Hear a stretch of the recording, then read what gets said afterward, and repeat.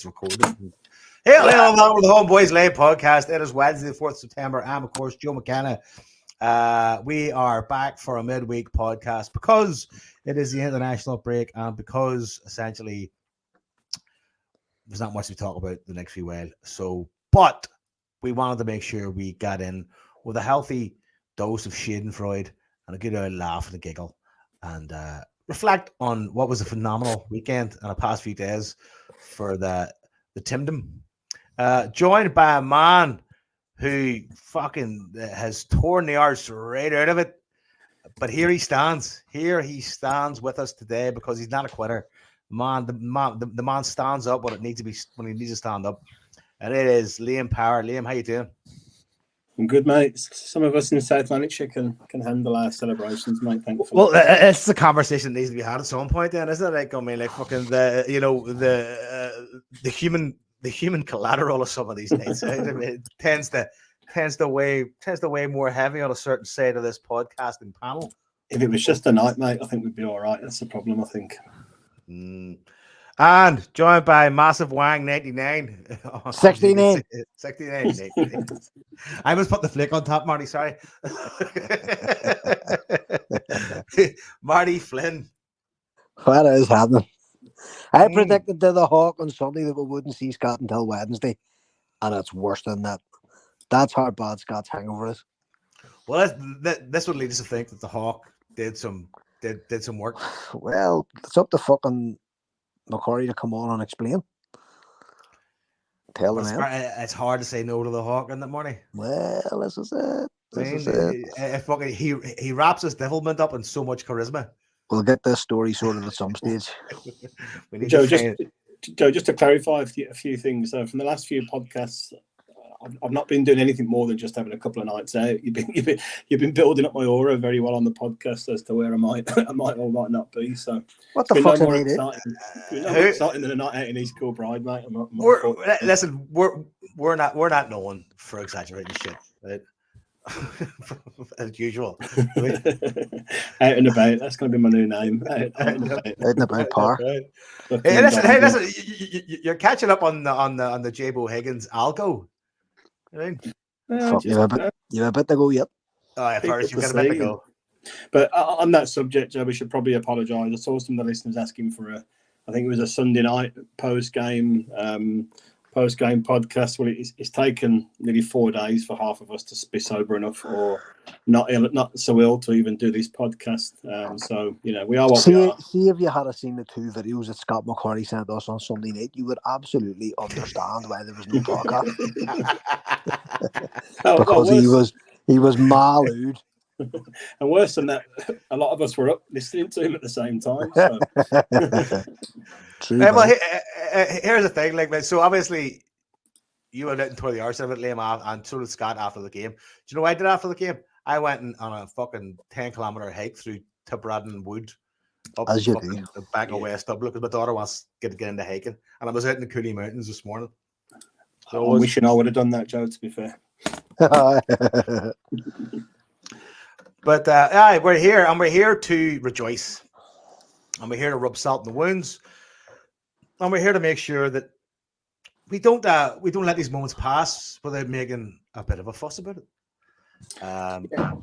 No, Joe, I think it's worth saying as well. While we're dishing out our apologies, a huge, massive thank you to all those teddy bears that put themselves out there straight after the game. Thank you. The week. Recording all this glorious Technicolor for us. It's been absolutely sensational. So thanks to every one of them.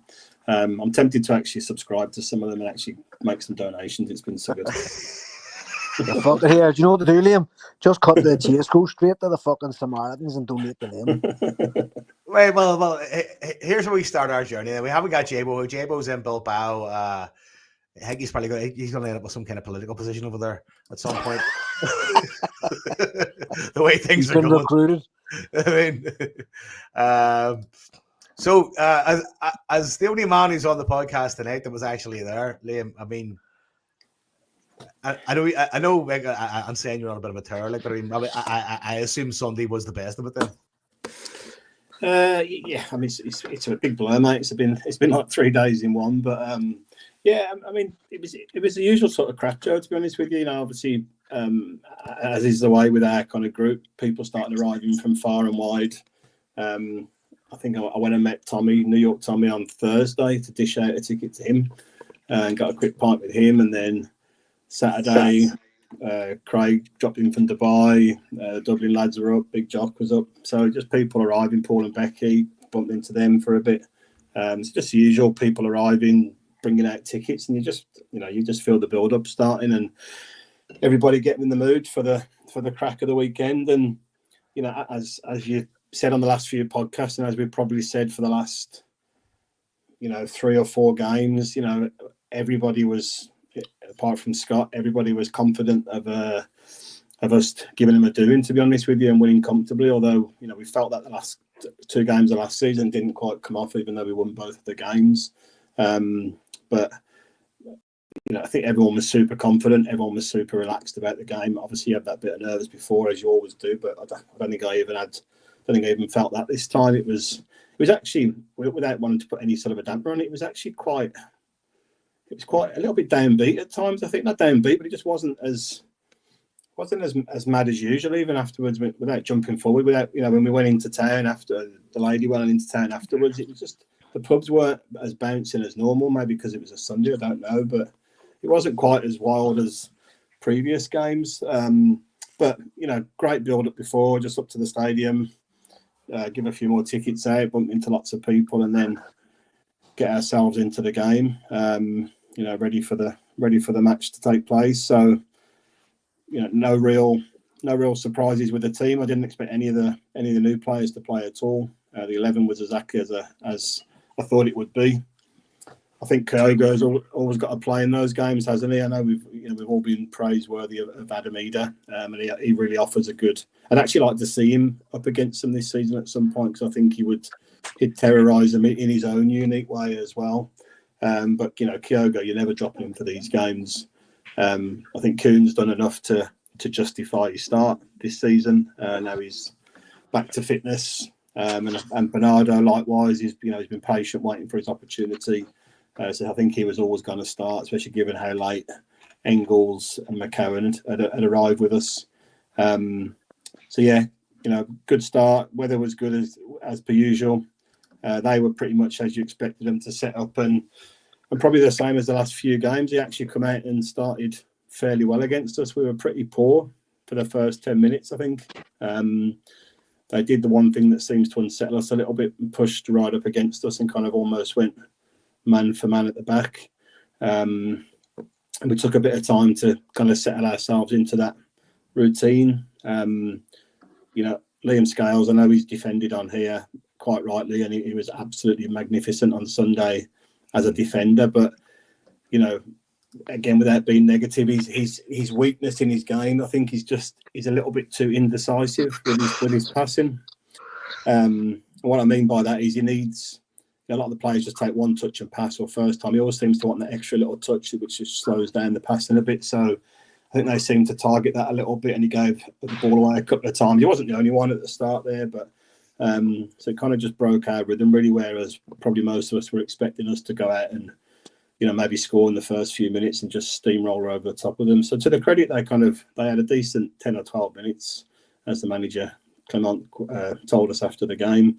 And then it was pretty much all downhill for them after there, and a comfortable afternoon for us. So obviously we scored that first goal that was disallowed, which at the game was a brilliant goal to see. Broke counter-attacking that fast, 3 passes, the ball's in the back of the net. I didn't even consider Kuhn to be offside. When the VAR came up, I just assumed it was Kyogo, but we saw quick highlights of the goal up on the screen. So Kyogo looked a mile onside, so you're a bit confused as to where it came from, and I don't know. We'll maybe cover it in more detail later. But I think one of the stripes one of the stripes on Bernardo's jersey was offside. I think that's pretty well. I mean, I wasn't. I didn't watch it at TV. Obviously, I've been Sky this season, which has been great because I've not missed it one iota. Other than old Jason's pals meltdown after the game Sunday. But it looked to me from the stills I've seen, like they took the line from his arm or his shoulder, but I didn't think you could. His shoulder, I don't think it was shoulder before. to me. Yeah, I texted in the group and I was watching straight away. I was like, "His shoulder offside? Is that possible?" Obviously, it's possible, but I mean, like, you're like, "Fucking hell!" I thought they said something like they don't use it. They don't use it from a part of the body that you can't score with. I suppose the shoulder you can score rather than the arm. Maybe that's what it was. But I mean, even so, it was incredibly tight. And you know, listen to one of their podcasts this week. They actually all come out and went, "That was us. We'd be raging. That was too tight to call it offside." Surprisingly, so yeah, big disappointment because it was such a good goal, and I've been really pretty desperate for Kyogo to score this season because he's been tremendous in parts, but just he's missed some sitters by his standards or his recent standards. But again, you know, we didn't have to wait very long for the goal, which was good. Just some great play down the side again. A bit of an Ange goal, in fairness, wasn't it? Really, you know, that whole get to the byline and pull it back, and Mieda proper. Not sure what he was doing. A bit of breakdancing there, do a bit of a tribute to you, I think, in the box. And I mean, that still that they have of Mieda scoring and Tavernier behind him that was shared on social media yesterday, I think it was, is absolutely incredible. It's now my phone wallpaper. It's amazing, mate, and it's just like we'll get onto it more later. But you just kind of like, why do they let him play in that fixture repeatedly here? It's he has checked out, man. He's checked out. Yeah, he has, and we'll come on to him a bit more later. And then once the first goal goes in, then there's only one outcome from there, really, isn't there? And the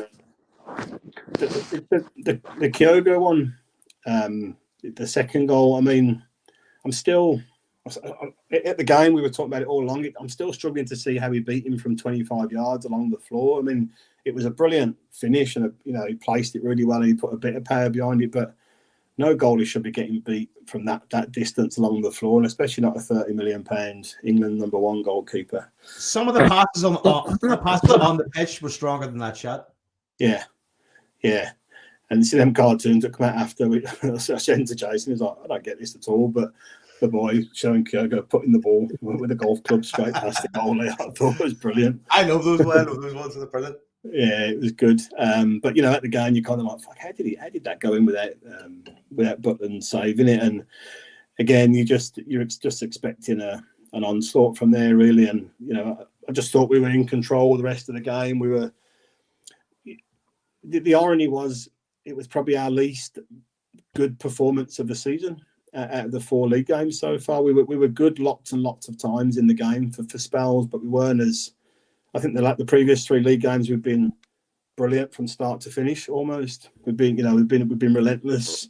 I think it's probably the least best we played at the 4. To try and keep it positive there, and we still won 3-0. Goal disallowed. Kyogo, the one who went clean through.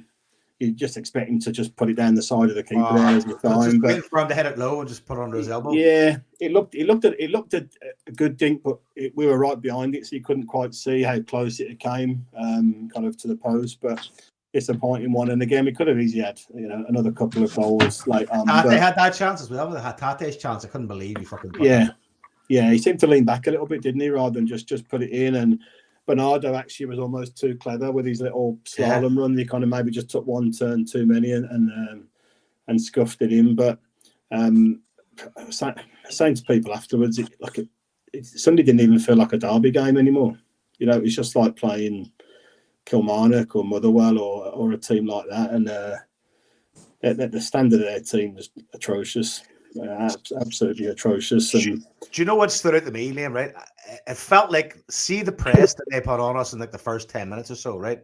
Which, in fairness, was effective to a certain degree. Enough to a point, I was getting worried, going like, "These cunts are going to nick a goal, and this is going to become a game."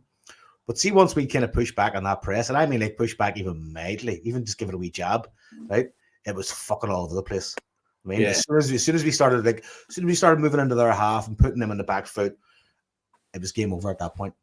What really surprised me, Joe, about that was that first 10 minutes. I've been bigging up Schmeichel for his 40-yard, 50-yard dink passes that he does, and his passing actually wasn't that great on Sunday. He was a little bit off form in that regard, but we we didn't seem to try that one to break the press. Where normally Kyogo can just run and take the ball 50 yards from the goalkeeper. We weren't seem to be doing that, and we kept doing to Carter Vickers or to Scales. But we broke it from getting the disallowed goal. That was the end of the game for them. But it wasn't a great start from us. But onto that theme about it's like playing Kilmarnock. See that 2 or 3 minutes in the first half at the start where the two centre halves pass the ball to each other and then back to the goalkeeper. I mean, see if a non-league team came and did that at our place, you'd be embarrassed for them. Mm. I mean, what are you doing? Like, Celtic are just standing off them, and they can't even attempt a ball forward. Well, there was times in the game though where Carter Vickers just had the ball at his feet, and it was almost like, well, come and take it then. No, I'm talking about the other way, Joe. So I know.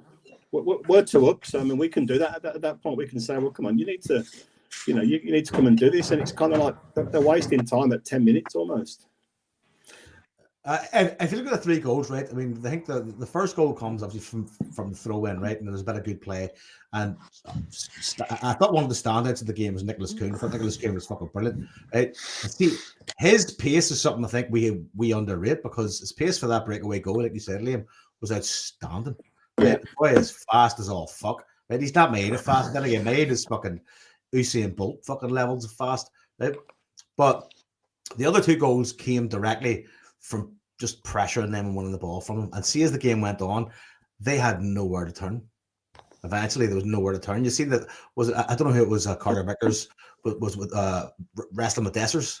Yeah, and just fucking shrugged them off like he was a fucking tracksuit. Yeah, totally. And he even did a few runs into their box as well, which you never really see that from Carter. I thought he was going to take a dig at one point, and I was like, maybe for this, I want to show how shady shooting is. Yeah, it was incredible, mate. But everyone's said the same thing. I've listened to a lot of analysis of it. We are so far ahead of them now in every single aspect on and off the park. There's nothing comparable about anything between the teams, the squads, individual players, management, off the field, finances, stadium. Nothing at all anymore, which is glorious. It's great for us. So it's all on them there to see what they can do to kind of claw anything back against us. But as comfortable and easy a day as we'll have against them. And here's the thing: for anybody that's out there goes, this is like, fucking people who aren't fucking Celtic men and don't understand Scottish football or where we're coming from, that would say, like, does it not get boring? Just watch that on Sunday. It never gets fucking boring. The place was fucking jumping. I mean, you fucking Oscar winner Christoph Waltz there going, this is one of the greatest things I've ever seen in my fucking life. I mean, I don't know if you've seen that vlogger that gave away VIP hospitality to some lad. You see this? No, it's Dutch vlogger. It's Dutch vlogger does that. Groundhopper, aye. Very, very good. But he put in a competition saying, like, if anybody wants to go to the game with me, have tickets. This boy won, met him at the ground. Big Celtic fan, used to have a season ticket, and his grandfather died. His father didn't want to go anymore with his dad, so it kind of fell by the wayside. And next thing, your mom pulls out the hospitality tickets, and the 2 of them's in drinking pints and eating fucking dinner and fucking having a great time. And here's the best part: see the young lad that came to meet him, right? He put money on fucking a 3-0 win and won 330 quid as well. Oh, brilliant, man! I'll send you the video. It's a belter. It's a belter. Stick it in the chat, man. I haven't seen that. It's good. I mean, fucking what a fucking Marty, where did you watch it? I mean, I watched it in the house, and then I was pressured. I wasn't pressured. I walked out the house, everybody's in the car, and I drove off for a fucking 6-kilometer fucking hike. I'll tell you where I watched it. I watched it in Brendan Rodgers' hometown, Carnlough. That's where I was. So we're down the caravan, me and our Jimbo and our Jim's brother-in-law, Bam Neeson, former Irish League footballer. And all the kids were just watching it, but Sunday morning special. But it's not just on the back of what Liam says, like the dominance of the fixture was like a sight to behold, really. It was like the whole, much was made of the first 10 minutes.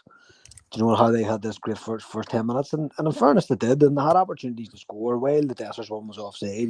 Probably would have been struck off. The fact was, they did get themselves into position to get the ball into the net. On maybe 2 occasions, I think, in that first 10 minutes. But I was actually saying to the ones I was sitting with, I says, why aren't we breaking here? We need to break. Fire that ball up into the wings. and either Maida or Kuhn will charge up. They might not score, but it's going to put a stop to this press that they're trying to implement. And so it proved. Like, even though the goal was offside, our goal was offside. That was the end of them. They were afraid then to come forward again in the way they had been, because they saw how easily they were destroyed. And I've listened to all the phone-ins and whatever else, Sports Sound and all that stuff since Sunday, and they were all saying the same thing. Usually a disallowed goal will be an opportunity to kind of galvanize your team, but for them it was the marker for them really just to fall apart, because they didn't know what to do then after that. And like I argued with Jason on here last year, when they were playing against us, all right, they didn't get much value out of it, but I actually thought that Clement got his tactics right last year. He kept it as tight as he could for as long as he could. Joe, what the fuck are you doing? Are you tap dancing? I'm trying to update a Facebook thing here. Sorry. Fuck's sake, put your mic off. Right, so the tactics he tried last year was to keep it as tight as he could for as long as he could, and then throw on as many strikers as he could find and horse balls at them, right? And I actually thought, for the state of a squad, that's actually a smart thing to do. Jason disagreed, if I remember last year, we were shooting the odds, whatever else. But yesterday or Sunday was just last chance saloon stuff. He knew they were fucked from the start. So we basically just told them to go out and have a fucking go as quick as they could and try and unsettle us. So it was like a volte-face from last year's approach. And it fell apart within those 10 minutes. Like, it was never... Celtic really, they weren't, apart from Bernardo slipping or something, you know what I mean? But didn't really look as if we were in that much trouble. Yes, they might have nicked the goal early doors, but we would have had the ability to come back at them anyway, so that wouldn't have saved them, if you know what I mean. They're just a very poor team. And like, you're watching, apart from Butler making a fucking idiot of himself, which is fair enough, but you're watching the likes of Suter and the likes of your wee man from Aberdeen, the fuck Gargoyle, whatever his name is, and eventually Ross McCall Barron coming in, and you're just looking at him going, where the fuck did they get him? Do you know what I mean? You're just looking at, even before the match, I was like, fuck's sake, he's about 5 foot fucking zero in his high heel shoes. So he's their new hero, Mark. I mean, they have picked him up all summer. He's their best player at the moment. And you seen the thing, there was a thread on the huddle board, I'm sure you read anyway, about Dig. They're all these phone callers are calling, we need a bit of dig. And I think that's what they're saying with Barron, that he has a bit of dig, he runs about. Do you know what I mean? But he was running about doing fuck all. And as I say, I'm sitting beside a former footballer, like a semi-professional footballer. And about half an hour into the match, he turned to me and he says, you know what? You don't even need to play here. And I said, what do you mean? He says, they're giving you the ball constantly. And then I started watching it, and it was right. Rangers just kept passing the ball to Celtic. And I was going, fuck me, they are poor. Like, and we weren't really putting them under any real particular pressure. And then a couple of half chances in the second half, you seen the one that Schmeichel saved from McCausland. Just before that, there was actually quite a good cross. It was a header, and then it went out. I can't remember who knocked it back in. And it kind of ricocheted, and McCausland came at it. But that was the fucking height of it. Going back to before the match started, like when we got the team, we shared the team into the group chat, whoever was shared it, I can't remember. And I remember just looking at the bench going, whoa, fuck that hell. What a bench. Do you know what I mean? You had like 30 million worth of talent just ready to come on for you. And to be in such a position halfway through the second half, not even halfway through the second half, where you were throwing players on for a laugh, and I didn't see it, but somebody was telling me that young lad, that were brought from Dundee, he was actually saying, Colin McGregor told me just to run about and enjoy myself and he would cover my back. Yeah. Like, this is against the Huns. What the fuck? Do you know what I mean? Like, it's a bigger gift as we've ever got, and there's no doubt about it. Like, we never got out of first gear the whole match, and if we had a fancy that, we could have absolutely trolleyed the bastards. Yeah, I think the sentiment with McCain was, look, just go and play your game, just go and do your thing. Do you know what I mean? And don't be apprehensive. And I said in our chat before the transfer, before the window shut, I'm quite excited about him. He's really stood out for me playing at Dundee. And the thing is, right, I know we're jumping a bit. Iwata's a really good player. Right? I have a lot of time for him, and he's signed for Birmingham, who a good friend of mine's the assistant manager there now, and he texts me Saturday morning to say, really excited about this boy, tell us a bit about him. And I kind of, I did that with him for a bit. He made his debut last night. They went out the cup on penalties, but he was a really good player, right? But he's quite bland, isn't he? Right. So there's a steady Eddie. Yeah, right.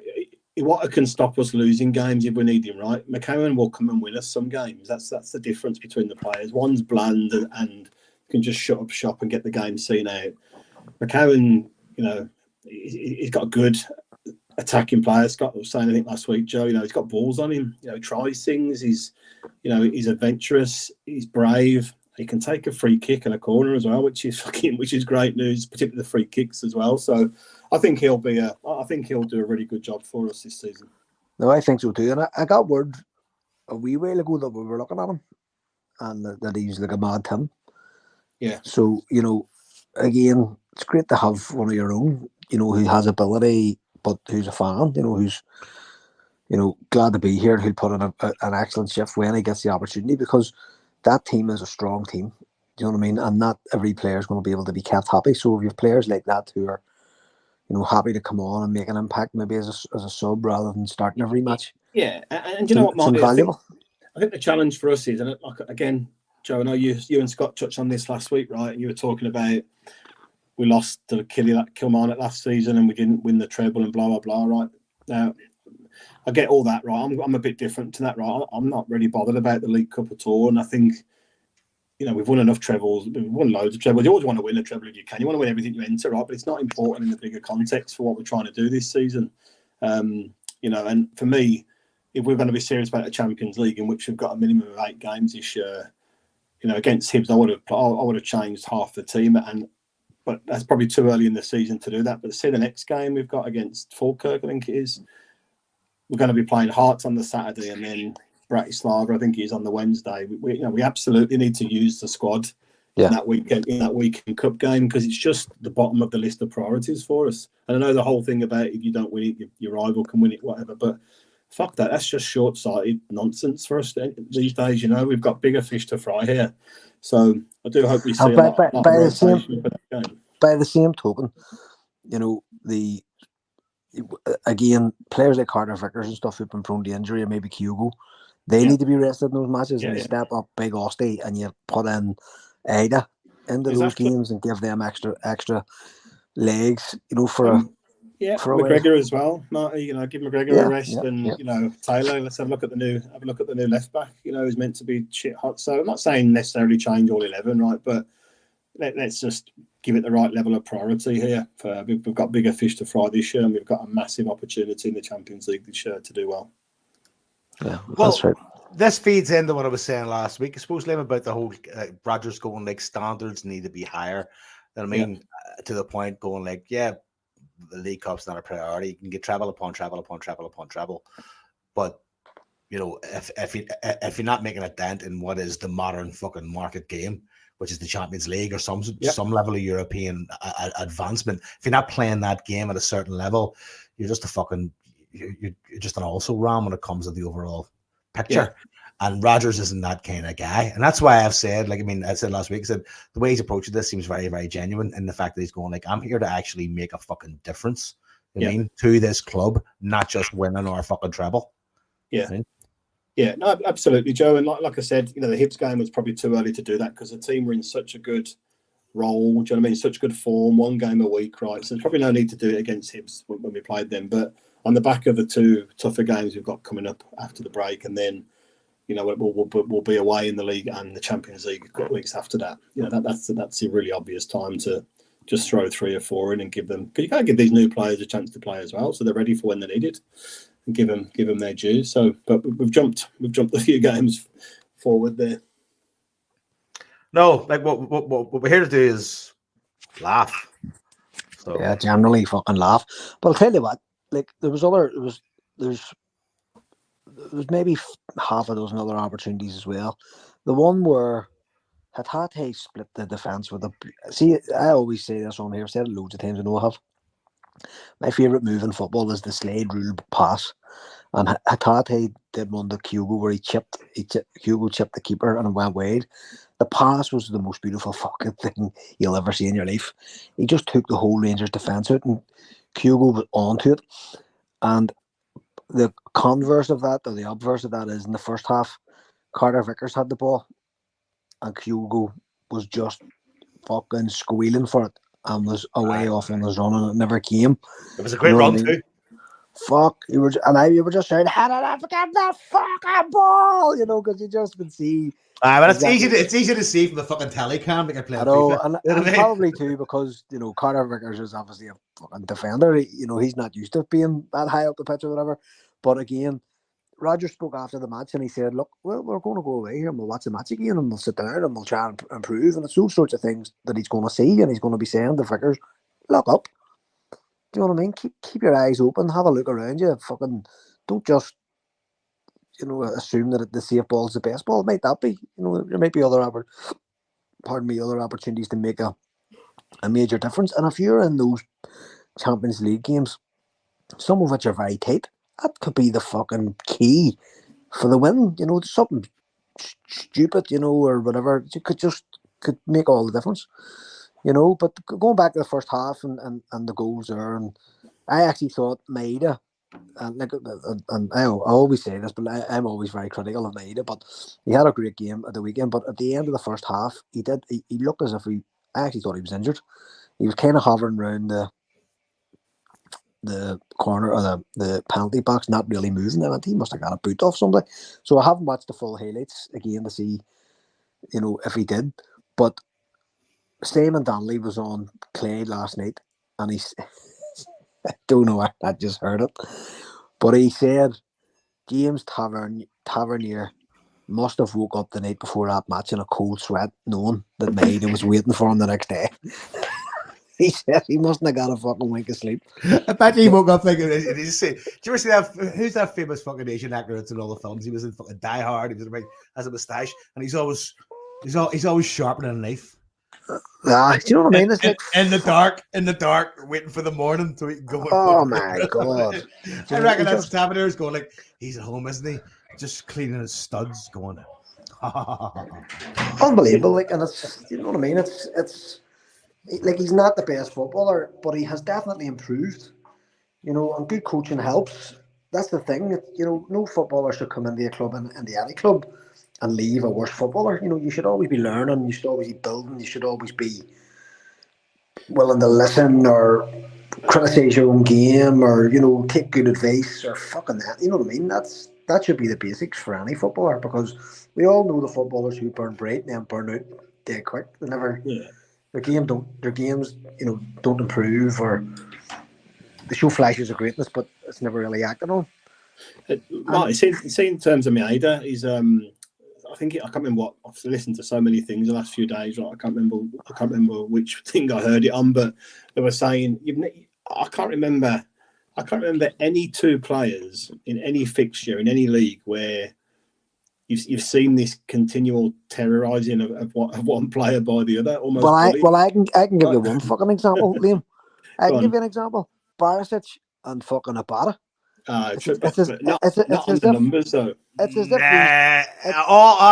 they've taken the fucking mantle off them too, because the goal that Maeda scored was the Abada goal, nipping in, and putting the defender on his hole, and that was the picture Joe was talking about earlier about being your phone that Celtics put on their Instagram is now everybody's fucking phone cover. So it goes to show you that the Rangers have really when I studied history at school, there was a fucking line about the Bourbons in France, right? When they restored the Bourbons in the late 1800s, there was a very famous line about them. And the line was, they learned nothing and they forgot nothing. And that's Rangers. They've learned fuck all, but they forgot fuck all. They're still the same stupid cunts they've always been. Do you know what I mean? And they're showing no signs of progress. Clement has been completely found out. Do you know what I mean? He has been...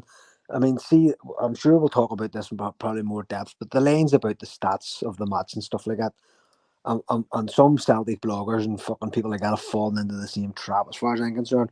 But anybody who was watching that match knew that Celtic were in complete control, and in fact would have been quite happy for Rangers to take the ball off them and keep possession and have over 50% possession, because they were never in a month of fucking Sundays may a fucking meteor had hit that pitch and killed all the Celtic players, Rangers were not winning that match on Sunday from the word go. You know, anybody could have seen that. And for a change, their own fans aren't banned it now. They can see. This is what I want to come to. I mean, like, they need to start changing that fucking song to Penny Dropping Arcade instead of fucking Penny Arcade, because it has landed on all of them heavy duty, right? I mean, it was they were busted and deflated by fucking the cup final, obviously, right? But to them, they were robbed, right, because of the disallowed goal and fucking Celtic did what they do. Right? But see on Sunday, like, despite what the stats may say, despite what Graham Souness might try and say, or anybody might try and say, or fucking the best one was Clement getting interviewed and fucking Desamedas in the background playing with his kids on the pitch. It was fucking brilliant. That was one of the best pieces of video. Playing sprints were they? Well, you know, it was like greyhound racing. It was a rabbit. The kids were that fast. It just looked like it was Dejan running back and forth. Fucking, they let the herbs rolling around the fucking side of the pitch, and they were all fucking trying to catch it. I reckon Dejan Maid is the Japanese version of that kid from The Incredibles with a full family. That fucking, what's his name? The wee kid that could just move fast as fuck. Anyway, do you remember that Nakamura used to do a 10K after every game? Remember? Yeah, yep. He used to do. Fucking Maida would be doing a fucking half marathon then. No danger around in 5 minutes. Do you know me and Zoe were at St Johnstone last season, I think it was. And we picked Harper up and took Harper, right? And we were the last to leave because we were waiting behind for autographs or photos, whatever, with the players. So we just stayed in the away end for a bit, right? And Maeda and Hitati and Maeda come out, right? And they did this really, I don't know if you've seen this before, they did this really odd thing where they power walked round the outside of the pitch. It was the weirdest thing ever, like a warm down. They had flip-flops on and big jackets. And just did this real fast fucking power walk around the edge of the pitch. When you say power walk, do you mean like that weird Olympic thing? It was almost at that level, honestly. They were fucking rapid, man, going around there. Okay, I'll tell you what, well, the two can't hope to keep at it. Do you know what? There's something about fucking Japanese detail. I think that fucking when it comes to athletes like that, there, it's just fucking. So at the end of the day, those two, like the three of them, are high level athletes. Not only in the way that they can, play the game and have a sustainable physical career, but also in the way that they approach how they do their job. I mean, it's fucking. Like, I've always wanted to know what that thing Hatari does before the game is, where he lifts his leg up and puts his hand up, and we're going, "What the fuck is that?" Who cares? Just as long as he keeps. I care because I just go. But as long as he keeps, I want to know what it is. I want to know what it is because it seems like it's something. I don't know if it's a religious thing. I don't know if it's a fucking spiritual thing. I don't know if it's just fucking him. He's I know. Who the fuck? Well, fucking whatever. I don't know. But it's just it's those cultural things that, like, I mean, I don't think I've never seen a football player work as hard and as effortlessly as well as Daisa Maeda, right? No, I don't know. I've seen plenty of high energy football players, right? I remember Arjen Robben used to get tackled sometimes, just bounce off the fucking ground, back up and run. And I was going, that's amazing. See, Daisa Maeda, like, I mean, see McGregor's goal. Maeda starts that move on the left wing. Yeah. Right? He starts on the left wing. He drifts into the middle of the box. When it's clear that the ball's not coming, he just advances and see when he hits. I don't know if it's the amount, who the fuck it is, proper or something that he reaches. He just quickens pace to a fucking point. You're going like, is this video fast forwarding? Wins the ball off fucking McCausland, who is, by the way, is fucking not a great football player at all, right?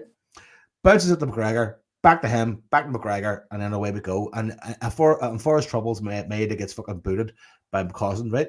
But guy started in the left wing, and within, I don't know, 2.53 seconds, he's winning the ball off McCausland and giving the ball, doing a 1-2 with fucking McGregor. You're going, what the fuck?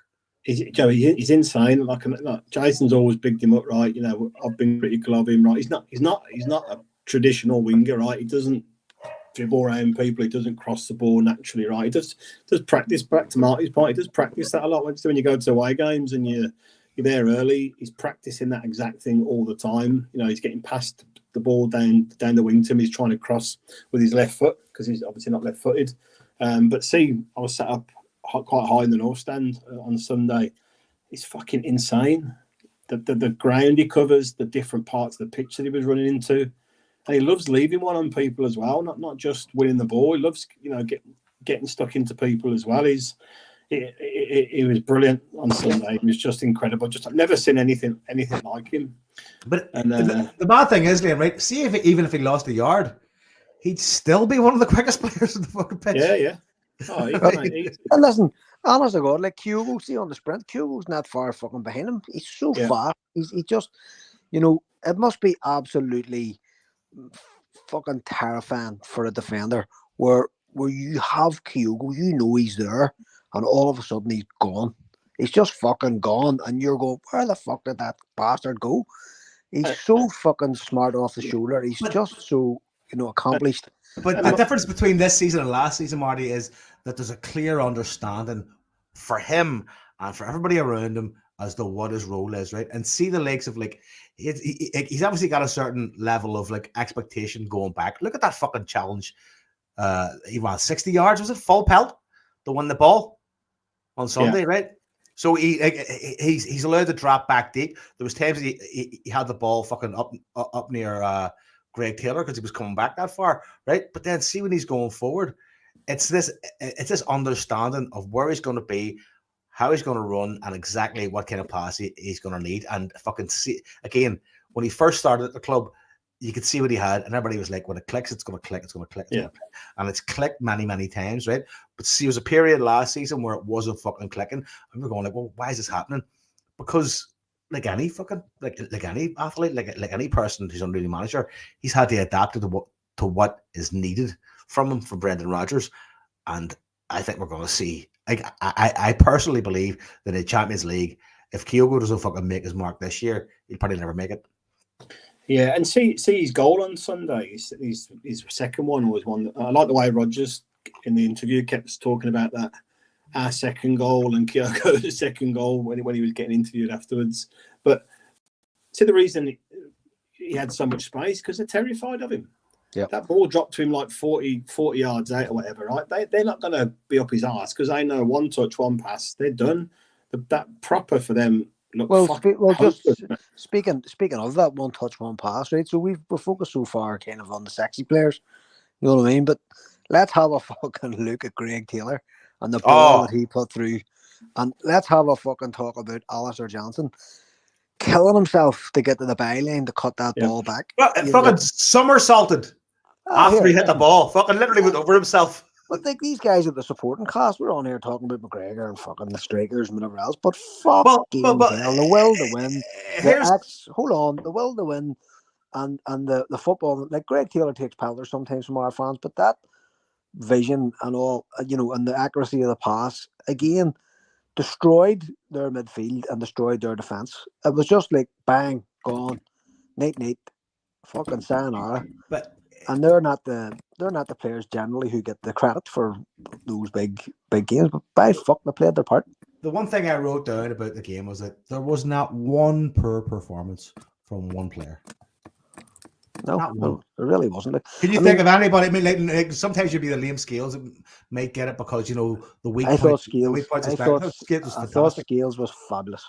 I really did. And then James Forrest might get it. James Forrest won for his 500 fucking appearance. It was a party at that point. Oh, totally, absolutely. He was on for the fee. And he almost fucking scored his first couple of touches. I mean, you're going like, right? Well, listen.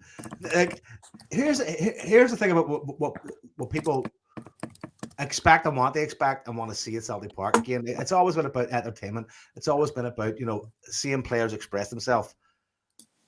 We saw that.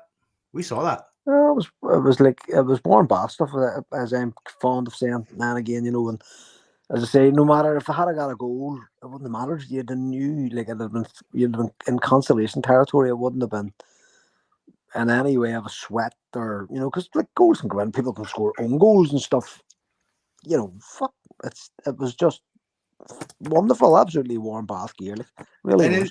And you got the big Danish bacon eater at the end, fucking with a cracking save as well. Well, I spoke about that earlier. It was like ping pong in the box, and then it just happened to fall well to McCausland. But again, Kasper Schmeichel is so experienced. He knew it was coming. He was ready. And he made himself big and did everything you'd ever want as a keeper. You know, and that was chalked up as one of their 4 chances. Do you know what I mean? But that was like practically at the end of the game. Do you know what I mean? It was. McCausland is pish. Well, he's a bit of a sound dancer. He has ability, but he has no weight. You know, and fuck. I mean, he's inexperienced. They've only started to bring him through. So he looks like the first. He looks like the original cast that they fucked away for Pinocchio. When that's all right. We'll work on that one. Well, you know where he's from, for fuck's sake. I know. You only have to take one look at him to know he's from the Steeples, for fuck's sake. He has a Steeples face. Fucking dick. Him in his fucking band uniform, his fucking majorette fucking thing. You know, so look, that's kind of the difference of players that they're bringing through who are like their players, and we're going out and actually actively sourcing our players to come through. And you know, I wouldn't be putting the fucking blame for Rangers' loss on McCausland. Do you know what I mean? He's just he's almost like a fucking sideshow act. Same with fucking Barron, and same with the likes of John Suter and people like that. They're just so that was my point earlier on, just generally about the fucking the psychosis surrounding the Huns at the minute. So if anybody was listening to the phone ends of the last couple of days, the reaction was going from like genuinely real tears. There was one guy who was crying on Clay on Monday night. Then it was going. The next call was like somebody doing their fucking usual, demanding that investors come in and put 30 million in. Do you know what I mean? And then you had these ones coming on too who were just being fucking honest, and the realization that they're actually absolutely fucked is starting to dawn on them. You know, there's not going to be any easy way out of this film. I think it was the fact on Sunday that they realized there's not a single player on that team that you could build a team around. Chris Boyd said the same thing. Not one player on the Rangers team would get on the Celtic team. Like Chris Boyd said that. Chris Boyd, who is like pathologically Rangers, you know, beyond the barriers of any fucking conception of reality. And he's a hunglorious bastard. Do you know what I mean? He just fucking talks perennial nonsense about the state of that club, and he is out of excuses. You know what I mean? He sat there raging, making a cunt out of himself. I was actually sitting. My aunt was home. My aunt was home from San Francisco. My uncle and his wife were home from San Francisco. She was sitting beside me watching the reaction to all the fucking shouting and roaring, and I just looked at her. What do you think he had? She went, "They've put him in a chair that's too small for him." And that's see if you look back, that's exactly what it looks like. It looks like they've put him in a baby chair and he's screaming and fucking roaring. That is amazing. I just look at him. What a brilliant observation. Do you know what I mean? There's no fucking. This woman's American. Do you know what I mean? She meant they've put him in a chair that's too small for him, and he was ranting and fucking roaring. Stilly and Petrov was laughing at him. Do you know what I mean? Sutton was just fuck me. He was just throwing out the fishing Sutton rod. is the Charlie Chaplin of trolling to his. Oh my he God, just stands there. He just stands there, raises his eyebrows, has a wee smirk, and you just know he's going, "My brains." And see what he came up with. I'm going to give you a hug at the car park. We made to a huddle. It's like because what happened was it. As soon as the game finished, I got in the car, but I had the Sky Sports coverage on my phone in the car, and I had it hooked to the Bluetooth. So I was listening to the analysis and stuff. So I heard all that leg. It was on, and I was fucking struggling. Oh, it was great. To breathe. It was great. It really was. Like, and you know, here's the thing, right? So that was the reactions. To me, they were the 3 broad areas of discussion for themselves, right? They were verging on the suicidal. We have to get an investor in who's going to bankroll us again, or actually we're completely fucked. We've got everything wrong, and that's where we are. And like, if you were like, they don't have the balls to do this, right? But what they actually need to do is just write this season off now. Like a Mowbray season, or for us, or like the COVID season for us, just write it off. Yep. And say we're only going to play our kids from here on in, and we'll know at the end of the season who's worth a fuck and who's not. Yep. And then we'll clear the decks next year, start again. But the Huns will not. They know the Huns will not put up with that. They won't turn up an Ibrox. The place will be empty all year. You know, they they have an expectation that all this will be solved for them, you know, and like one of the boys in one of the other group chats I'm in shared a video of that fucking Dealey Plaza fucking thing that they have outside that they've beside that Edmondson house, and you could have it's like our fucking bad tail outside Celtic Park thing, but they have sort of like I can't even describe it. They're like small plinths. You know, like it's this the black coffin looking things. Aye.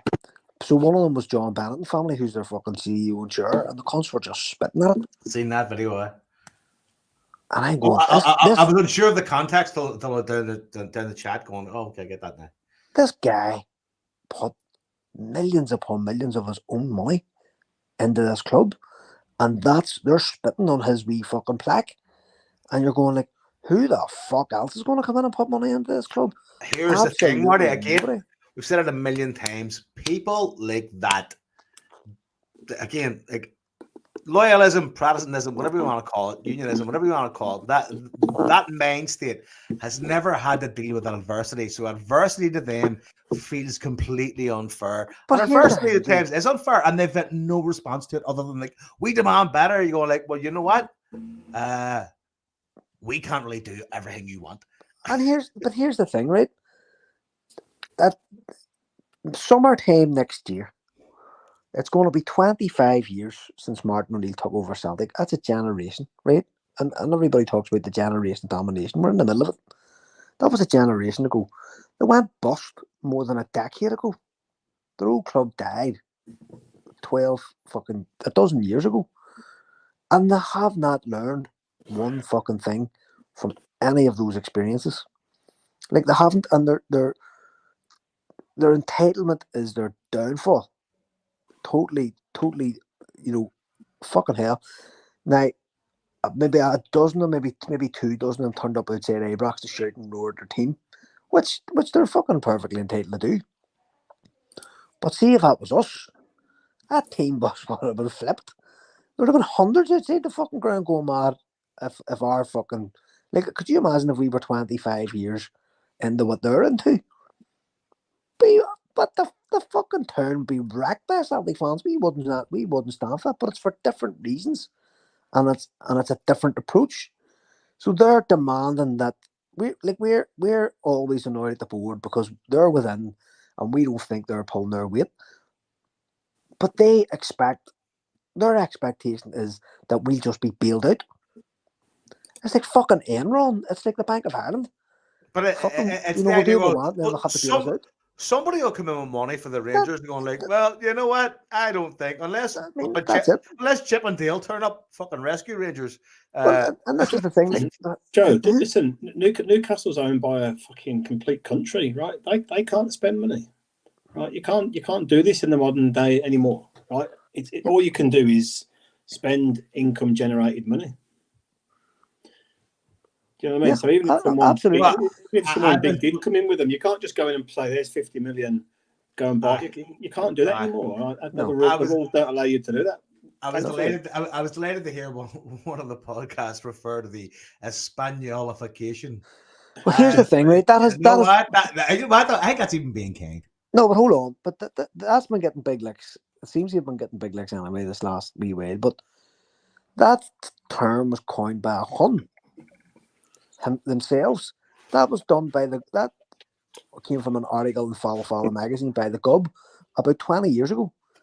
So some of them knew it was coming and could see it was coming, but for all the wrong reasons. Like what they were saying was, we're being sidelined because Glasgow now has a Catholic mayor.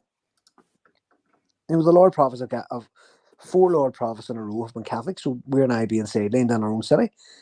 Instead of them actually saying, we're being run by a cunt who actually hasn't got a fucking clue, and he's endangering the health of our club. And people like Mark Dingwall and people like that at that time were actually saying this, because if you remember, Follow was barred from Ibrox. Remember this, aye. But if anybody fucking else said it, they attacked them. So it was all right for them to say it, but if we point out, oh, you're a Fenian bastard, fuck you. And it's that sort of, as I say, it's a psychosis, like it really is. Total psychosis, an inability to deal with reality, a superiority complex that is dangerous if you know, for yourself, if you have one, you know, and they will never fucking learn. I know, but here's the thing: like that whole mentality and that approach is circling the drain. It is. Like, well, here's another example. The first phone call on Clyde FM on Monday night. I went down to abuse my team. I went down to give them fucking dog's abuse because I have a right to do it. And do you know what I did?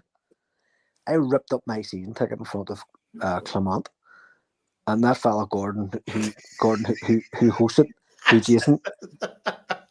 Jason loves. He's turned around and says, "Is it not a season card now?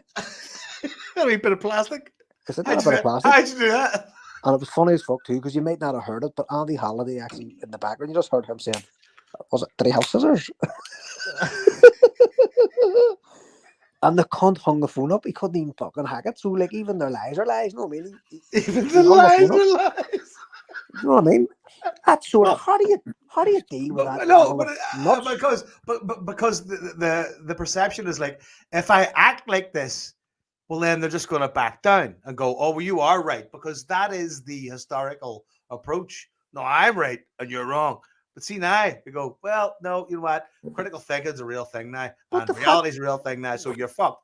They've literally had a generation of misery, but they're doing the same thing, and they have the same outlook again, and you're going like, what? When does the fucking reset button you hit? We use morons. Do you know what I mean? Like, Celtic had to do the hard yards exactly the same way as your new co had to do the fucking hard yards. We had to sacrifice not one trophy for 6 years with no trophies whatsoever. No league win for 10 years. A decade we went without a league win. But we got it right in the fucking end, and we have never looked back. Do you know what I mean? And that's where they are now. They actually need to stop what they're doing. Reset, play a fucking youth team for the rest of the year. That is never gonna happen. No, come in there, Liam. I would say from what I've seen and read and heard, I think a lot of them have moved on from that. I think a lot of them know exactly where they are. No, that's what I'm saying, Liam. Exactly what shit they're in. The reaction over the last days, as I say, was split into those three camps. Yeah. The suicidal, the fucking record place mob, and the actual mob saying, we are fucked here. There's no way back. The Chris Boyd, like even people like him are fucking saying it. Do you know what I mean? So it's like dawn creeps slowly. I mean, this not having the stadium at the start of the season. I mean, that's the most monumental of fuck ups imaginable. Do you know what I mean? And that's just compounded everything for them, because they're going back in a few weeks, I hear, but with 3 stands open. Yep, the Copeland's still closed. I mean, how much murder is that going to cause trying to move people if they've supposedly got so many season ticket holders? That's going to be a disaster as well. Well, see if it's for things like cup matches and stuff like that, it'll probably help them, because they were in the process of like having a seriously completely empty handing for some of those matches, whereas now they can just kind of try and squeeze fucking 3 stands full and go, oh, isn't that a bad crowd? Sort of. I know, but the missing stand seats will probably be told, oh, you can watch it on a big screen in Evanston House with a fucking half a free bar or something like that. But here's, and that's the other thing too, Joe, right? Whose bright idea was it to put a bar beside their ground? So they were all steaming, you know, coming out to fucking shout the odds at the fucking team after getting beat. Do you know what I mean? That's another fucking security risk for some of their players and staff. No, I mean, they're like, what? Well, that's the next part of the hilarity was the videos are outside Apex, and as like, I mean, like, who the fuck wants to put up that shit in a? Do you know, and you seen? I don't know, Arnott, have you seen the one with Tavernier coming out and the guy shouting at him, and he's doing the hold me back routine. But what he was actually shouting at the fella was, "You call yourself a fan? You call yourself a fan?" Rangers don't have fans. Rangers have fucking these cunts who just demand to be satisfied. Yeah. Do you know what I mean? They pay for dominance. Yeah. Do you know what I mean? And like, Rangers have got stuff right across the fucking miss of time, right? They were the first big team in Scotland to go with an all-seater stadium, right? That was actually a smart idea. And now they didn't do it out of the goodness of their heart. They did it because their own ineptitude killed dozens of their own fucking fans. So I mean, it was pre-Taylor report, but that's the reason why. It was to create a fucking safe place for their own fans to go and watch the fucking matches.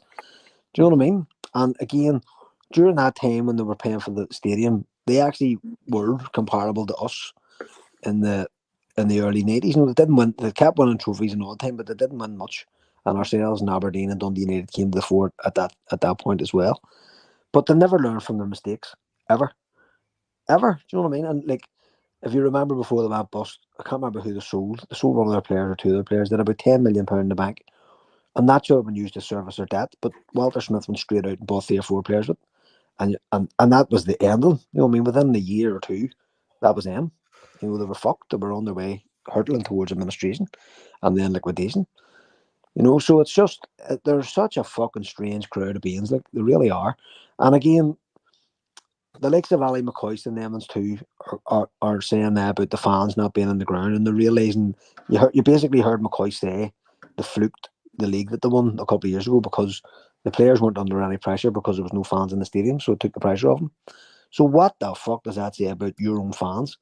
That there's such a liability to you. Like, I mean, if any sort of points are dropped here at Ibrox coming up next lot of while, the scenes are going to be uglier than fucking usual. They'll be praying for away games. Do you know what I mean? Try and get away games and bury points from your away games, because when you go fucking back the next week and they're all screaming and fucking shouting at you, the angry bastards. Well, you know what I mean? Who the fuck wants to play in that atmosphere like for a big club? When we come back, we're going to be playing Sunday morning against Dundee United, battling for third, and they're going to be 8 points behind us at the start of that game. That's insane, like, I know, and it's not even fucking after 4 games. The fucking kids are only back to school. You know what I mean? Literally, not a fucking tracksuit dirty, and the Huns are done. Joe, maybe lad hasn't. Joe, maybe lad hasn't broken his fucking shoes yet. I'm not even on the third fucking pair of socks. Fuck's sake. He's only fucking. And the Huns are done. He's only sharpened about 2 pencils. I've not even put the heating on yet. Do you know what? No, he don't even know that's right. There should be a list of metrics of when the Huns are done. Is the heating on? Is your Christmas tree up? Are the Huns done? Is one of your kids in a Frankenstein costume? Do you know what I mean? Are the Huns done? Maybe girls after school classes haven't even fucking started yet, and his breakfast club only started this morning. I mean, fuck it. This is a brand new monthly metric. Oh, fuck at me. We should do bank holiday metrics every bank holiday. And where are the Huns at? And here's the thing, right? So again, going back to Clement, because at the end of the day, the buck stops with him. It doesn't stop with the Huns board. It stops with the manager. Everybody blames the manager, and the Huns board have done 2 things. One, shat themselves and give him a new contract when he was out ripping the back out of them in public. And 2, basically guaranteed that he wasn't getting the sack, because because Bennett came out a couple of months ago and said we'll have to stop the cycle of sacking every manager in October and starting again. So they're not going to sack him. He's not going anywhere. And even if they do, they're fucked even more, because they've obviously given them more money to buy him off, to keep him on sides, because at that point in the summertime, he was still popular with the Huns, still popular with their fans. Their fans were basically saying, we're backing this guy, blah, blah, blah. Right? So the honeymoon period of that summertime is over. They were looking last year going, he kept us close, cup final the last minute, blah, blah, blah, 3-3 draw, blah, blah, blah. But it's been stripped away now, because rightly, in any club you would be expecting, we'll get the summer behind us, we'll get a couple of new players in, we'll go again in September, he'll have us ready, blah blah blah. And it's all been fucking stripped away here, as I say before. Fucking, the blackboard fucking is dirty with chalk. Do you know what I mean? It's like he has been shown up already. People who you would be expecting, who would be out batting for him, are not. They're saying, no, we're fucked here. He's coming out and using it, as I said earlier on, the statistics lane. And if see, in a way, I kind of understand why, right? So you want to protect your players because they're your fucking players, right? You haven't got no war players. The fucking, 1, they've no money, and 2, the transfer window doesn't open for another 4 months. So these fucking fuckheads that you have under your roof are all you've got. So there's no point in slaughtering them in front of the world. So there's 2 things you can do there. 1, you can bum up Celtic and just say Celtic were amazing, blah, blah, blah. But that's the sort of shit in Glasgow that gets you fucking death threats, right? his own fans would slaughter him for bigging up Celtic. And so the other thing to do is to kind of mask it and say, well, blah, blah, blah. And I think that's what he's trying to do. The stats show that we weren't that far away, blah, blah, blah, blah. But the problem is, I actually think that the fucking cunt is saying that behind closed doors. Because behind closed doors, he should be knocking heads together and fucking generating some sort of esprit de corps. And, well, yes, we're shit, but here's what we can do. Here's the way out, and here's the plan. I don't think this fucker has it in him. Do you know what I mean? You just look at him and go. But I know. But he's got no choice, Marty. He's either trapped or he walks away. But I think the shit that he's being called out for, that he's saying in public, I actually think he's saying that in private. Do you know what I mean? That's the fucking nonsense I think he's using. You think he's that deluded? I really do. There's nothing separating this fucker. This cunt celebrated a 3-3 draw. This fucking dickhead 2 weeks ago was out jumping up. He did the bouncy with Mrs. Johnson. What the fucking hell was that? Because you've got to feed the fucking natives, haven't you, to a certain degree in that job? No, I think he's playing it wrong completely. But no, you don't. And here's the thing, it's like Alex Ferguson the year fucking Aberdeen won the cup, and he just went on and slaughtered his players after winning a cup final. That's right. Remember that, That's management. It's like it's Brendan Rodgers last year going, I'm not spending any fucking money. Don't be giving me any dickheads. I don't want them. And see all these other fuckers, get them out. That's your job. That's management. It's not saying, oh yes, we have won 4 shots. I know, but it would lead you to believe then that all they do is hire yes men. Well, here's the thing, right? And it's a perennial as well on the huddle board. There's a section of our fan base that for fucking some reason seems to think that Rangers do the job well. Right? They go and pick their man, they go and get him. Like Chris Boyd said, fucking Philip Plant has more control at Rangers than Brendan Rodgers does at fucking Celtic. But it's true, and it was proved in the summertime, where when he came out and said, this is not the job I was sold. But 5-6 days later, all of a sudden he signed a new deal. So you know what had happened. They had actually went to him and said, listen, you're right. We didn't sell this job. All this other shit's happened in the meantime.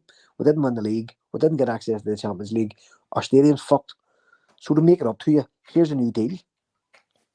Here's more money. And he's went, take the money and run to you, baby. Exactly. I'm take the money and run to you. He's went, right, great. And now I have more fucking money, but I can still walk away and fuck a man. It's not going to make any odds. It's not going to make any odds to me because you just said I can play in the stadium or I can play in fucking. You know what I mean? It's insanity. Absolutely insanity. I think for me the biggest thing, right, for them with the manager is he's came to that game on Sunday and played exactly the same way, right? There's nothing with Tav. Just plays him there. Even if you played 3 at the back, even if you put Sterling in as a right centre back and played Tav on the other by that young kid as wing backs, just try and do something to counteract what Miele's going to do to you. But it does. Yeah, you put Tavernier in right midfield. You put Dujo and Sterling in behind him, and say, if Miele runs past you, half him. Yeah, take him out. And if you get the ball, give it to him because he can cross it and throw crosses in from the wing. Yeah. I mean, he's tactically he doesn't have any tactics, and that's what I'm coming to, Marty. So, I mean, there's no, and even all their fans are saying there's no identity, there's no style of play, there's nothing where you're going to say, right, we can see what he's trying to do here, what he's trying to play. I mean, there's the zip out of them whatsoever. And the Ross County is a complete outliner here in terms of score and. Even the performance, Ross County were just fucking awful. Give half the goals away. But so, forget about catching up with us or trying to claw anything back on us. They'll be doing well to beat the likes of fucking Aberdeen and Hearts and Hibs. So but imagine saying that out loud. We had the best result in 5 years last week. And the thing was, this was a team who couldn't beat Spartans. He said, don't forget last week the best result in the this cunt is trying to jump the shark and he just can't reach it. Like I remember in the year the Kenny Dalglish year and the John Barnes year, we were knocking fucking 8 goals past teams, no, and it didn't count for a hill of fucking beans. Yeah, can I just say to you, mate? So, the sexist in the chat says Philip Clement is an absolute fucking dick. Let's face it, charisma of an oil-soaked blue road after cleaning the fryer. Brilliant. But here, But this is my point, right? He's all they've got now, and everybody can see he's been found out. And at the end of the season, the Huns weren't saying that. The Huns were saying, "No, we'll back Clement. But they're in He get it right." It's a cul-de-sac now, though. And again, going back to what I was saying, there is this strata of Celtic fans who think the Huns do things right. So they're like, they identified Clement and they went for him and they made sure they got him. I know. But they did the fucking same with Van Bronckhorst and they did the fucking same with Beale. Do you know what I mean? They went out and got the man. He was the only one they wanted and blah, blah, blah. And again, that's a fucking stick that the Huns board can beat the fans with going, you all wanted Clement. But we went and got him for you. But here's the thing, right? See, people think they got Marty, right? They think about Celtic and Rangers almost in like a political title race contest, as in like Democratic, Republican, or fucking, you know, whatever, right or left. The thing about that sort of thing is like these two only do things they affect each other. That's not true anymore. It used to be true, right? We're out of it's not true. Fucking, we are playing a game again. Back to the Rodgers trying to break standards up. We are now playing a game that is the fucking essential idea of like a career step up. I mean, we're trying to go to fucking, say we're on level 5, grade 5. We're going to fucking Joe, 6. As I said at the start, we're on our group chat when the fucking team went into the group chat and we all looked at the bench. Yeah. And we didn't even look at the first team. Everybody just looked at the bench, man. Holy fuck, love that bench. Harbour was the same. Do you know what I mean? It was just like 30, maybe 40, 50 million on the bench, just ready to come on. Yeah. You know what I mean? I don't know how you would quantify James Forrest's fee. He's never been sold. But fucking hell. And Brendan did what we thought he was going to. He gave James Forrest his 500th appearance. He gave Luke McKinnon his fucking debut at Saltley Park against the fucking Dark Forces and let a boy live his dream, right? And he gave Ingles the experience, going like, go out there and see how it suits you. Oh, do you know, Marty, look, see the team, see the bench, see the players that didn't even make the bench. Exactly. Right? Scott Bain, Navrocki, Welsh, Valle, Home, Yang. Valle was on the bench, Joe. He was. Yeah, Yang. I mean, you know, these are players that have walked into their team. 100% big time. You know, Home didn't even make the Champions League squad. Yeah. On genuinely unbelievable times, like, and it's not getting any better for them because their runs back to front and for all the fucking concerns that we have about our club, no, we are all right. Do you know what I mean? We're fucking sound. Do you know what I mean? We're not really in any problem with a fucking settled squad. We have a proper football manager. I don't give two fucks what you think about Brendan Rodgers. I don't care if you call him a rat or a fucking whatever the fuck. That man is an elite manager. But are we not at this point completely over that fucking hurdle? Anybody that holds that resentment right now is a juvenile. Well, my attitude is it's up to them fucking selves. I don't care. I know, but some constantly called it, right? Listen. Well, look. See if you don't think Brendan Rodgers is doing this for Celtic at this point in his career and doing what he's doing and making the actual moves that he's making, and as we see things progress, if you don't think this is a Brendan Rodgers project, this is the way I look at it, right? I think Brendan Rodgers has come back and gone like, you know what? I've unfinished business because I wanted to raise standards. Well, I think before he realized it wasn't possible, and I was going like, well, nah, it can be done. And you know what? Could you think of a better architect going forward? Well, we haven't really talked about the transfer window.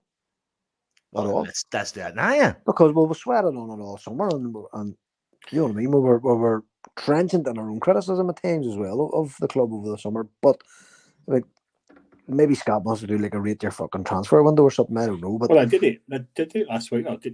You didn't cover it in detail, I suppose. But just sort of because it also was it hadn't really closed. The window hadn't really closed anyway. When we were fucking talking last week, or when the pod was recorded last week. But credit has to be where it's due. And Scott banged on last year about the size of the squad and needing to get people out. And I'll tell you what, I've never seen a fucking rid-out job like it in my life. It's freed up millions upon millions of funds, both in transfer fees and in wages. Fucking millions. It must have been 15 players went out the fucking door. And we haven't suffered from it at all. In fact, it's pulled the squad together because Rodgers now has a chance to focus on that smaller group that he wanted, and he got the players in that he asked for. Do you know what I mean? He got Engels in, and he got fucking Trusty in, and he got fucking whoever in McCann. If that was a signing of his, I'm not sure. Do you know? But certainly the broader picture, Kasper Schmeichel came in. You got the keeper who's going to take over fucking Kasper Schmeichel. When did that ever happen at Celtic? When? Yeah. Like, this is the club who fucking coaxed Paddy Boner out of coming out of a fucking retirement. Do you know what I mean? Like, when did you ever see that? It has been a brilliant summer. Like, and we all were fucking feeling it. We were worried and blah, blah, blah as the season had started. And obviously, we hadn't got players in maybe that we thought were coming in. But I think starting back and looking at it in the round after the window, we're fucking sound. We've spent 30 million. We've got 30 million in for one player. So that's that covered. Do you know what I mean? It's astonishing, actually. It's been good, Marty. It's been, you know, I made a declaration on the last time I was on the podcast that I was just holding my water until the transfer window shut. Do you know what I mean? Because I've spent too many of them fucking driving myself crazy with it. I'm really glad I did that because it worked out well in the end. Do you know what I mean? And you would have sent yourself to a lally if you were looking at it insanely every day because we did all our business right at the end, I guess. But the O'Reilly transfer is a case in point, right? So we all knew Atalanta were in for O'Reilly, but it was a game of high stakes because Celtic weren't accepting what they were being offered, right? So that could have went several fucking ways. If we hadn't have taken that offer and no club had come in for him, you look stupid then because you're going, well, you should have took the fucking offer because it was decent enough. Kind of, I think, but the two things there were, you know, one, the player himself looked really, really happy and settled. He wasn't like he was agitating, so I think you could have took the risk of it. If he did have stayed, I don't think it would have been a big deal. And secondly, I think if he would have stayed with this team, with this draw, he'd have shone for us in the Champions League this season, and he'd have got whatever move he wanted almost, you know. But so, I was arguing that Celtic are waiting on an English club to come in for him. That's what they were doing. They were waiting. His profile was lifted up enough for other clubs to be going, why is everybody interested in this guy? And then actually taking a look at him. And first of all, Southampton was mentioned, and you know, then next thing, Brighton came in. Once Brighton showed their hand, they were all in. You know, we want them. Here's the offer. Personally, I think we had a value that was. I think we were clear that we wanted to break the transfer record. Do you know what I mean? So I think we wanted to break the Tierney and the other. We had more than one, 25, the Tierney one.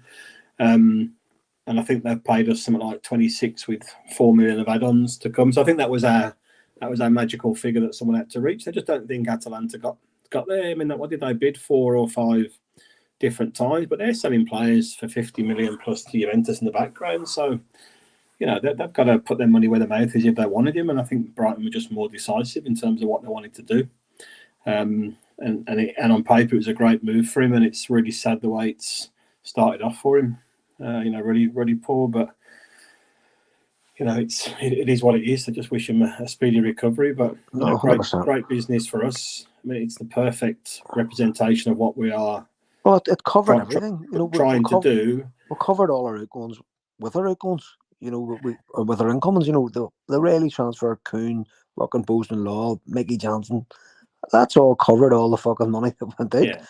Despite breaking the transfer record, yeah. Fucking. But I think the significant thing we've done this time, Marty, which is the thing we had to do for Brendan Rodgers' sake, is we've gone out and invested proper money in a prospect. Do you know what I mean? Like, you know, either we can argue the toss about whether he was too expensive or not. He's a proven player now at Celtic, right? He might not be everyone's cup of tea, but he's come in, he's scored big goals, big games. He's shown a complete different side to his game than what we've got from Kyogo. So he's proven himself in a period of time at Celtic. So you can argue all you want about a couple of £1 million, but you know that is what it is. But to spend that money on Engels, and Joe, when Scott was reading out the little summary of him on the last week's podcast, you'd be like, "Fuck me, this guy doesn't sound too like anything special at all." Do you know what I mean? But obviously, there's much more to that than what you just read and seen. So I'm really, really intrigued to see, you know, what he's got to offer. I didn't think you saw too much of him in the game. You know, he made some good runs. He wanted the ball. He was confident, but he didn't really see much about his style of play just yet. And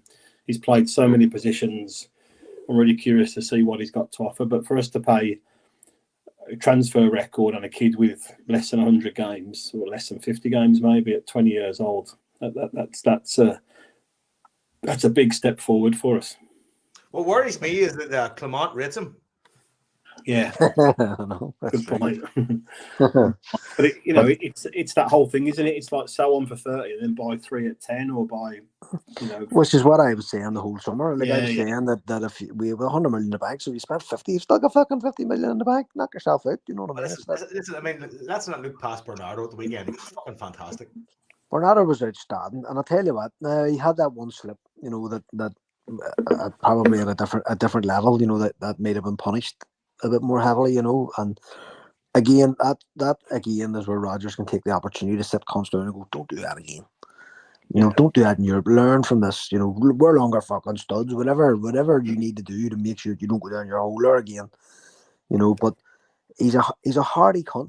That's one part of his game I hadn't really noticed before. Maybe just because he hasn't had as much game time as some of the other players. But the Huns were bouncing off him. He was knocking his shoulder in left, right, and centre, and he's a queer.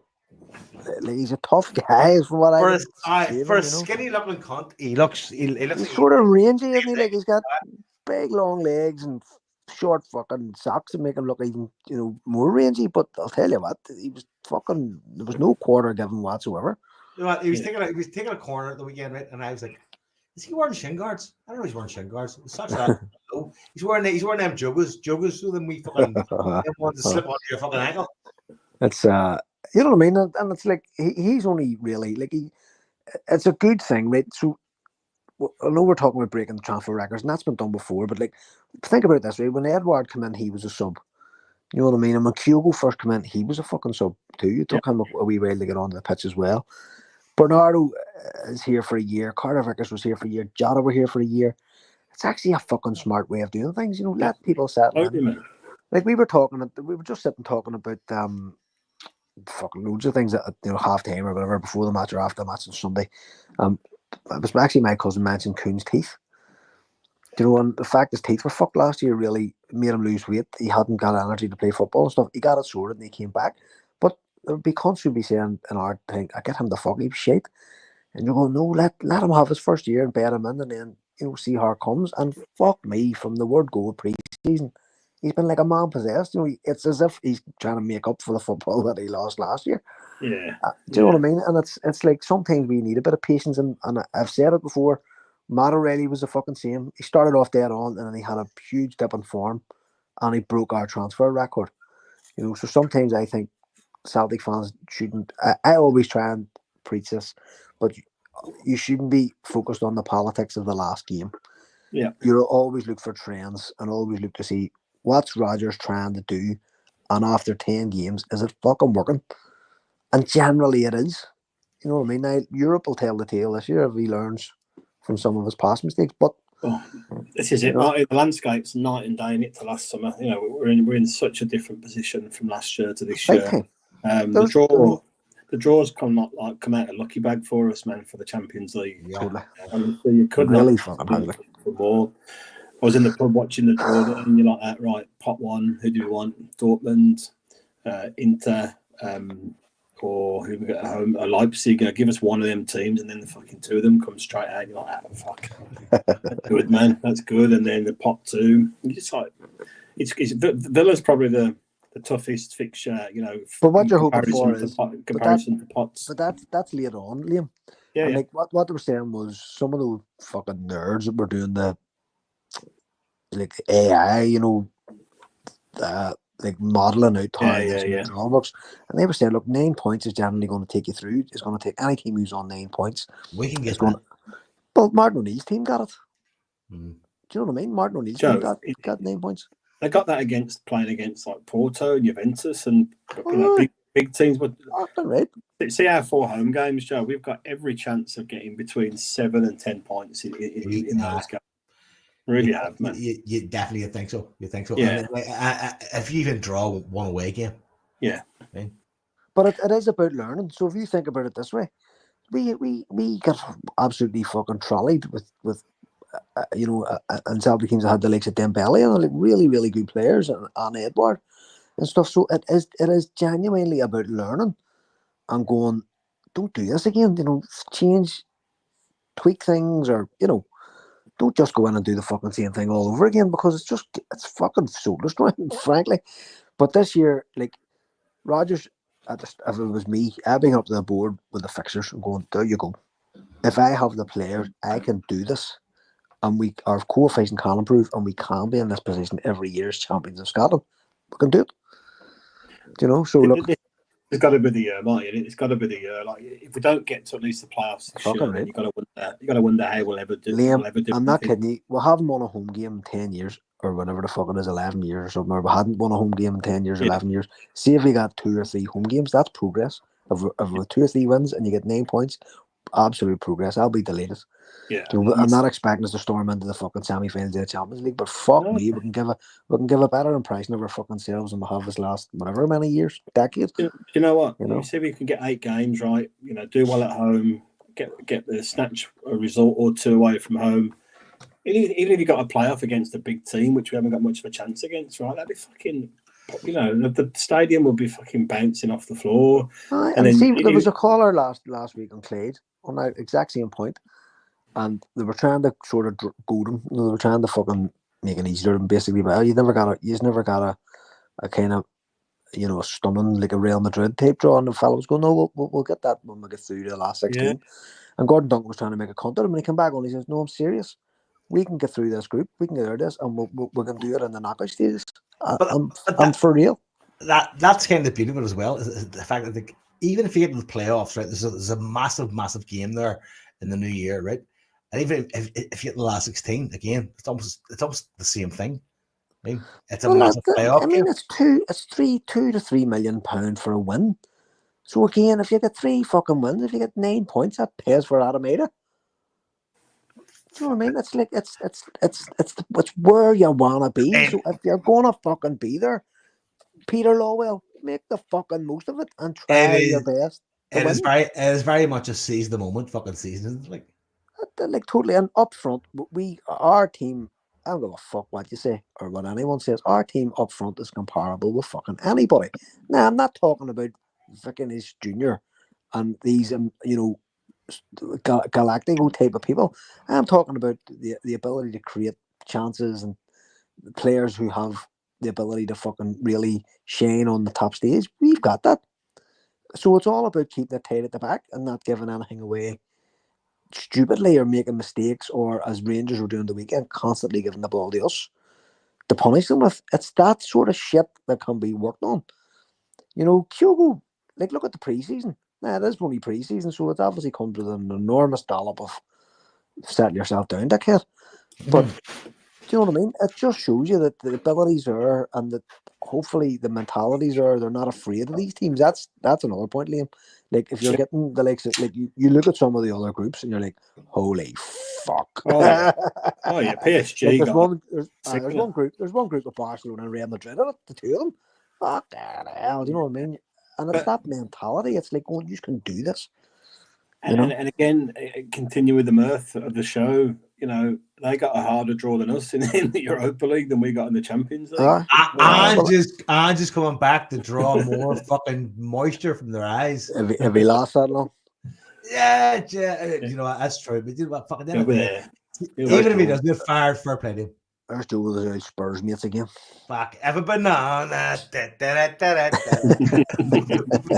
Maybe it's because I'm a Londoner. And also, our first fixture, Bratislava at home again. You can't ask for better than that. Do you know what I mean? I'll tell you what, Liam. I watched that. My mate and I, the Bratislava match was on. He watched the whole match. I've been starting to watch the new Champions League highlight show on the BBC, which is really good. If anybody hasn't watched it, it's on a Wednesday night. Very, very good wee show.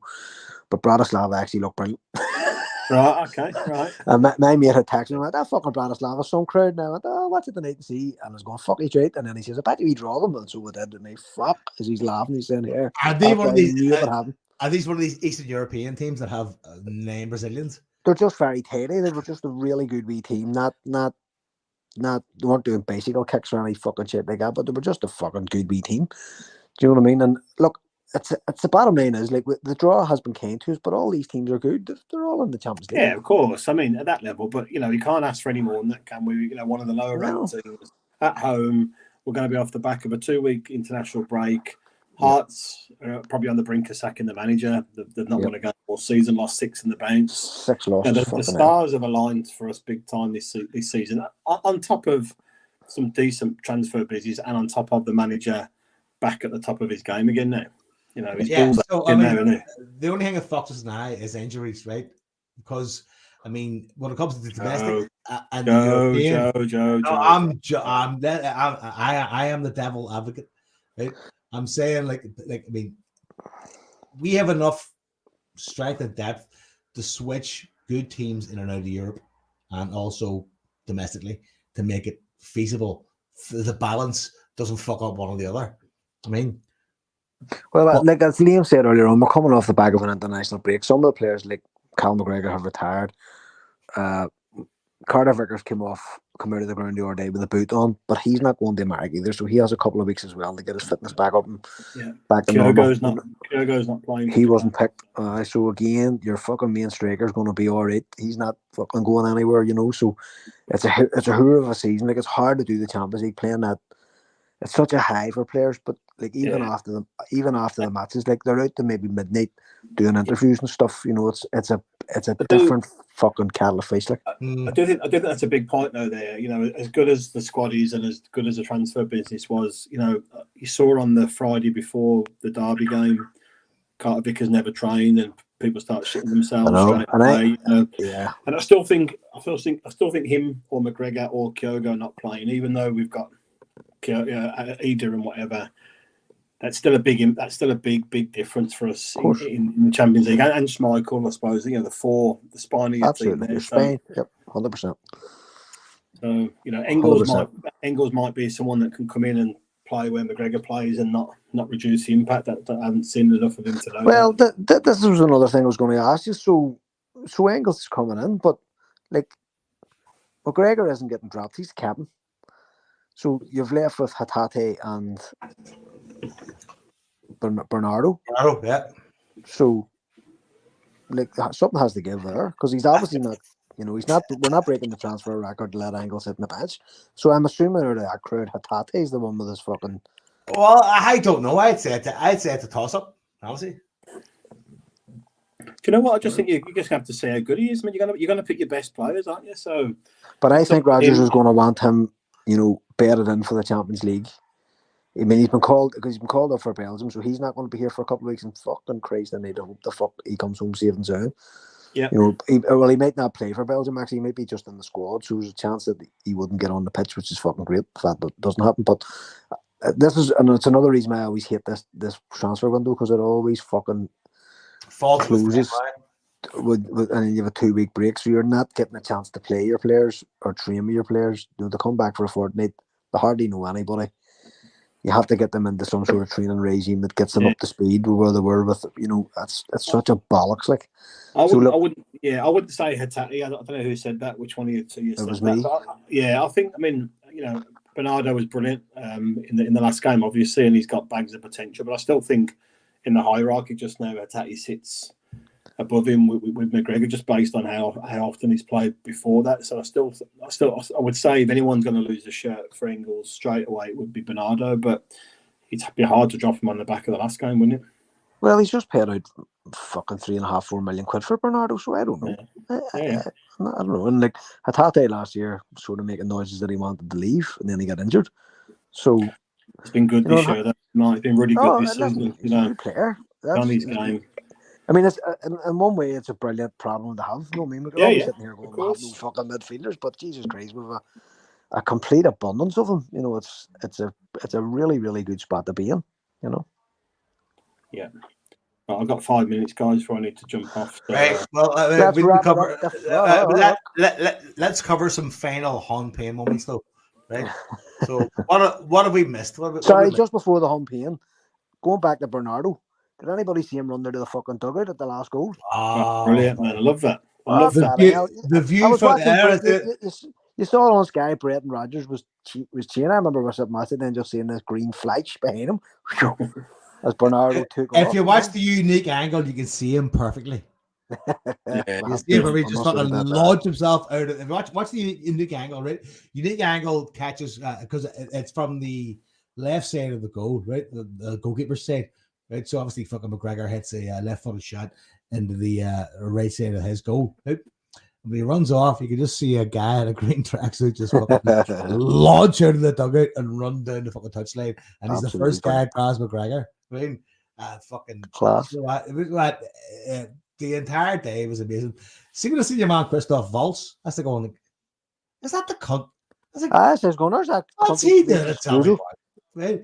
He's in Glasgow filming Guillermo del Toro's Frankenstein. Oh, Frankenstein, right. Did a Frankenstein version of your man Guillermo del Toro, the guy at the Pan's Labyrinth, the dragon. Yeah.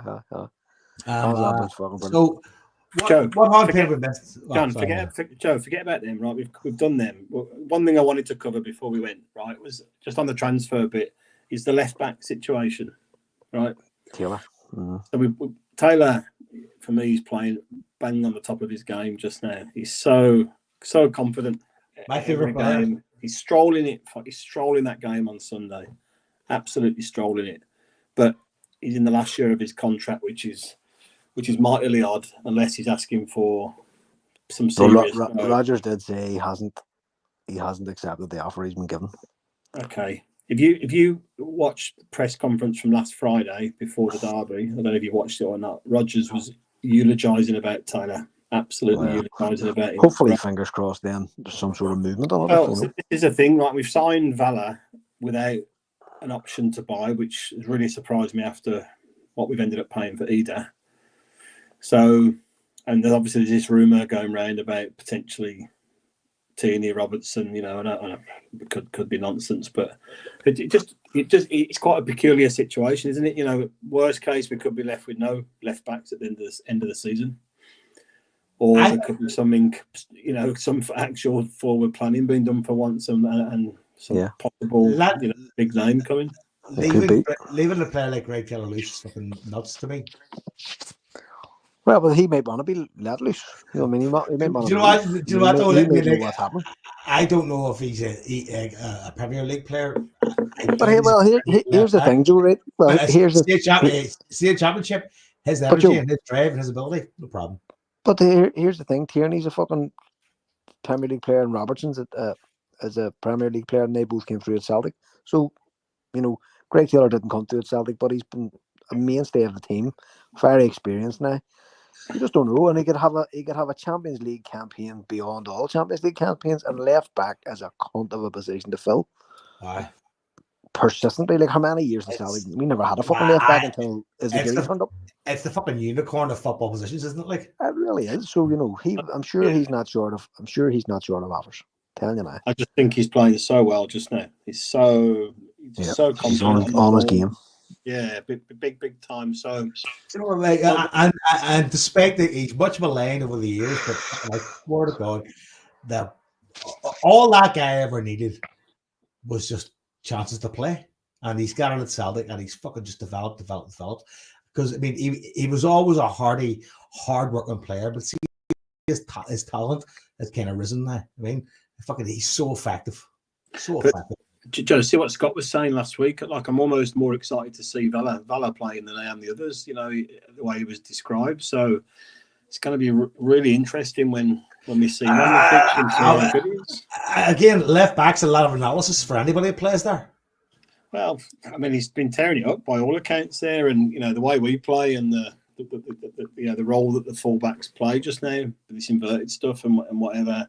If he's as attacking as he is, and I've watched Barca a couple of times this season, they are playing off the fucking scale just now. So if he's anything like them, anything like that, part of me is a wee bit fucking Greg Taylor fucking fuck's sake. I love Greg Taylor that much that I kind of don't want to see anybody else take his place. You know what I mean? It's that kind of. No one's got a right to take his place, Joey. I mean, he's playing that well. I've not brought in a player of that pedigree not to get some proper game time. I would have thought. And that's the thing. I mean, that's the thing. But I mean, again, if he steps up to that, again, we probably can't keep him. But again, go back and listen to the Brendan Rodgers' interview last Friday and go near the end of it, he could not have spoke any higher about Greg Taylor. Yeah. So very, very interesting. And Joe, just sorry to spoil your bubble, but we'll have a season-long enjoyment with them. Don't you worry about that. It'll be a battle. Listen, at some point, I'm going to have to kiss Greg Taylor goodbye. Right? So I'll need that. Again, same as Joe Hart. There's a thing we didn't talk about. Big Joe Hart turned up. Not only turned up to watch the game, but turned up in the fucking tunnel. The mad cunt was on Football Focus the other day wearing a pair of shorts. So we're getting them dogs abuse. He turned up a tunnel at Celtic Park with a real fucking into these cunts fucking shaking their hands. He was carrying a Celtic cup. Could have been coffee. Could have been full of vodka.